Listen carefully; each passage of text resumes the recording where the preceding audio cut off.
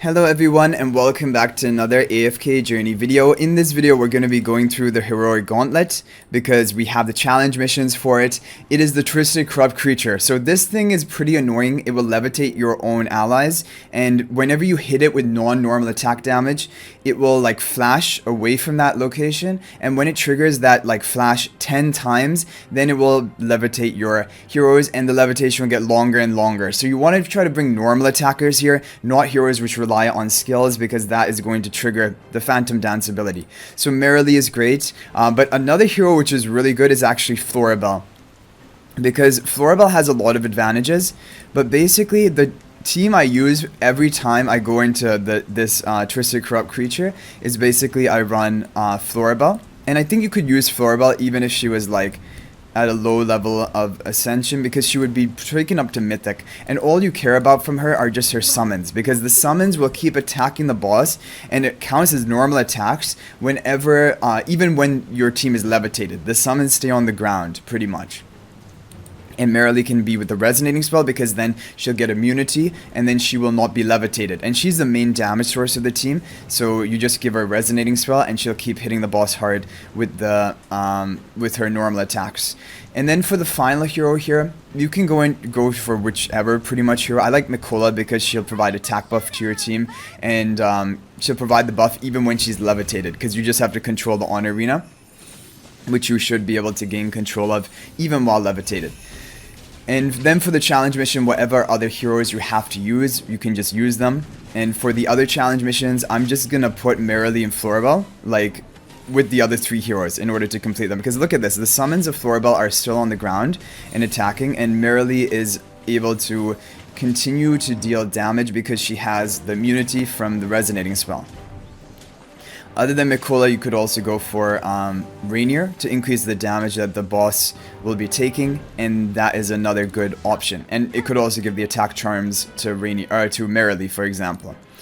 Okay, so that was pretty easy for the first one. Let's go ahead and take a look at the next one. Now, Sinbad is good because he deals damage from normal attacks, but if you don't have him ascended, he's not great because he can't debuff the boss that much.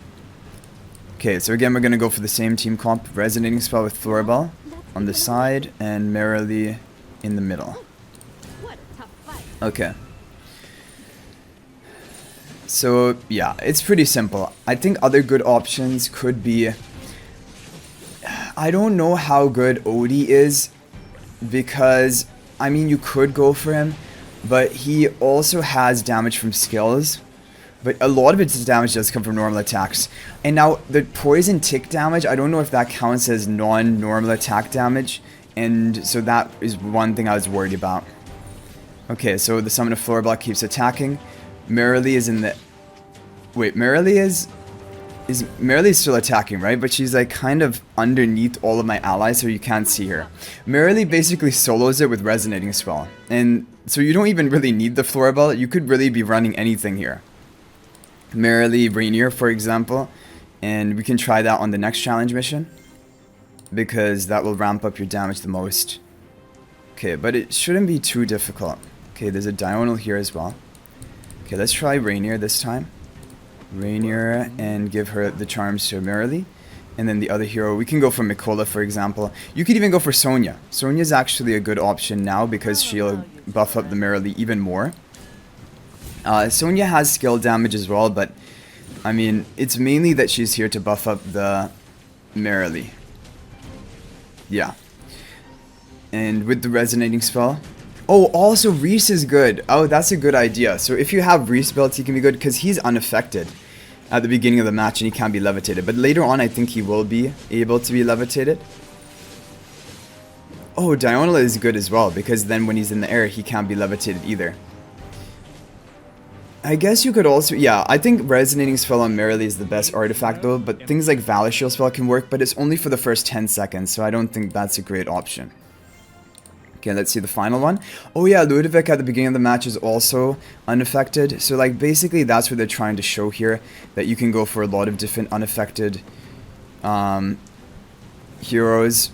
What should we do? Resonating Spell? Oh, Shakir in his wolf form. Shakir in his wolf form will be unaffected as well. Okay. And then finally we can go for like Mikola. Let's see this. My formation is full. Oh, sorry, I clicked on another hero to put in. Oh no, but Shakir might not be able to charge up his ultimate in time. He's really close. Okay, he got it. Now he's unaffected, and now he will not be levitated. So basically this is like a counter comp to the Twisted Corrupt Creature with Shakir as well. Is she not even trying to levitate? Because like no one's moving.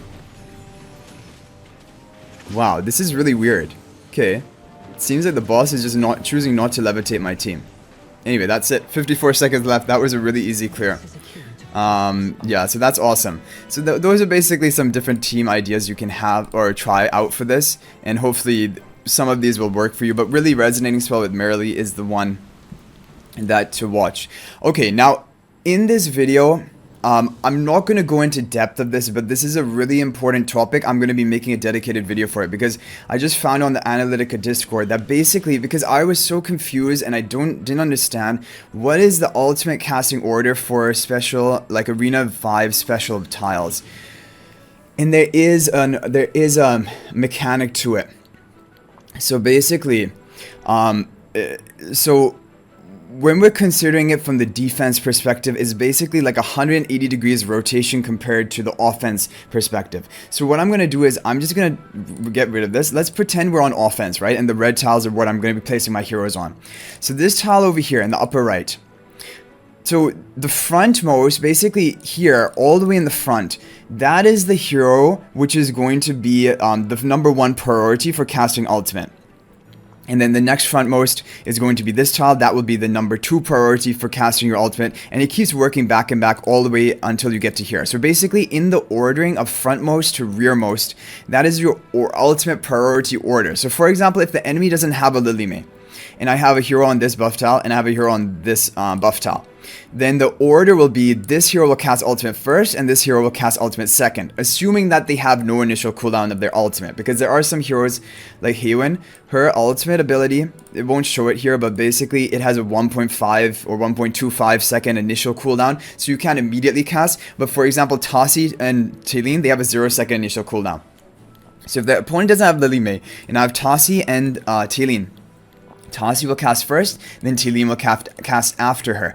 And the ultimate priority will, and the people who attack, for example, if I'm on the attack, offense, then the person who's attacking, they will gain the ultimate priority first. So like if the opponent has no Lily May and I have no Lily May, then I'm going to be attacking first. My ultimates are going to go off first, both this hero and then all the way down to the last hero. And then only after that will the opponent be able to cast their ultimates. And again, it will be in the reverse order from their frontmost, which is this tile, up to their rearmost. So here and here. Now Lily May throws a wrench in it and changes it, because basically Lily May steals the ultimate priority to then give it to the other hero. But I'm going to talk more in detail about that, but basically this is just like a kind of sneak peek at the mechanism of the ultimate casting order. Yeah.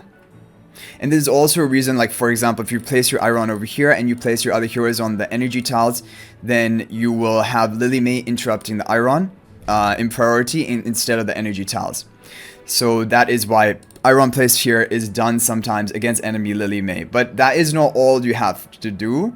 Well, yeah, I mean, that actually is enough. Iron over here. But anyway, guys, that's it for this video. I'll hopefully see you guys in the next video.